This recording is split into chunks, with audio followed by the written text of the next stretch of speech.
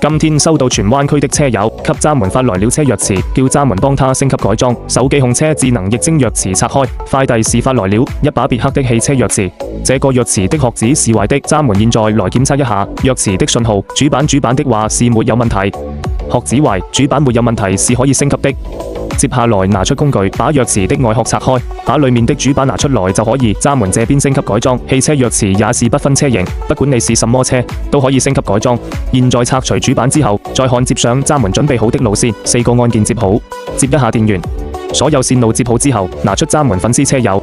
挑選好的液晶鑰匙，再把主板裝上去就可以。裝上主板，開機看一下效果，一把全新的別克車鑰匙就升級完成。現在再也不用擔心閘門這個鑰匙的按鍵會脫落、會掉了，因為閘門這個是觸摸屏的，非常方便的。對比一下老鑰匙之後，完全不一樣了，檔次也變得非常的有科技感。而且升級好的鑰匙有升級靠近車式車門自動解鎖，離開車式車門會感應自動鎖，車身窗可以連接手機，可以手機控車，可以備注車主電話，還有定制車牌號。老鑰匙沒有這些功能，升級完之後就可以直接用。現在鑰匙升級好了，檢測也沒有問題，就可以給老闆發回去。